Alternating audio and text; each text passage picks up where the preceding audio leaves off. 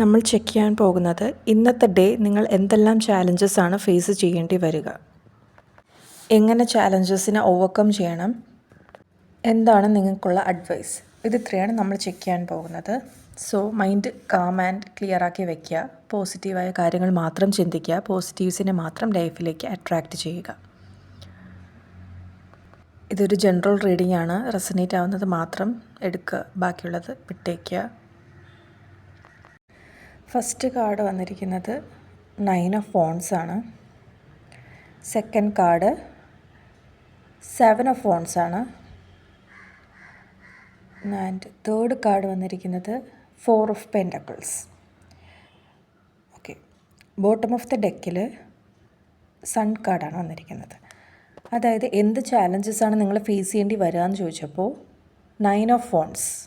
ഇന്നത്തെ ഡേ നിങ്ങൾ കുറച്ച് എനർജി കുറവായിരിക്കും, ഭയങ്കര ടയേർഡായിട്ടുള്ളൊരു ഡേ ആയിരിക്കും നിങ്ങൾ. പക്ഷേ നിങ്ങൾ കീപ് ഫൈറ്റിംഗ്. ഓക്കെ, മെൻ്റലി ഒക്കെ ഒരുപാട് സ്ട്രഗിൾസും കാര്യങ്ങളൊക്കെ വരും എന്ന് തന്നെയാണ് കാണുന്നത്.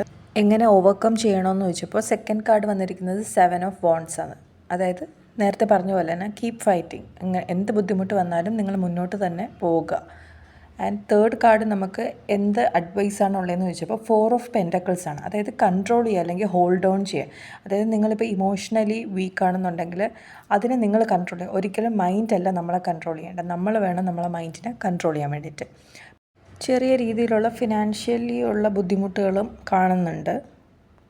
ഇന്നത്തെ ഡേ സ്ട്രഗിൾസ് നിറഞ്ഞതാണെങ്കിലും നമ്മൾ ബോട്ടം ഓഫ് ദ ഡെക്കിൽ സൺ കാർഡാണ് വന്നിരിക്കുന്നത്. അതൊരു സക്സസ് അല്ലെങ്കിൽ ഒരു പോസിറ്റിവിറ്റിയുടെ കാർഡാണ്. അതായത് ഈ ബുദ്ധിമുട്ടുകളും കാര്യങ്ങളൊന്നും ഒരുപാട് നാൾ നീണ്ടിരിക്കുന്ന ഒന്നല്ല, അതൊക്കെ ടെമ്പററി ആയിട്ടുള്ള കാര്യങ്ങളാണ്. നമ്മൾ അത് മനസ്സിലാക്കി നമ്മൾ ഓരോ സ്റ്റെപ്പ് മുന്നോട്ട് വേണം വയ്ക്കാൻ വേണ്ടിയിട്ട്. പുതിയ പ്രതീക്ഷകളുമായി മുന്നോട്ട് പോകാൻ തന്നെയാണ് യൂണിവേഴ്സ് നിങ്ങളടുത്ത് പറയുന്നത്. അപ്പോൾ ഇന്നത്തെ ദിവസം നിങ്ങൾക്ക് ഒരു ഉണർവില്ല എന്നുണ്ടെങ്കിൽ എന്ത് ചെയ്യണം?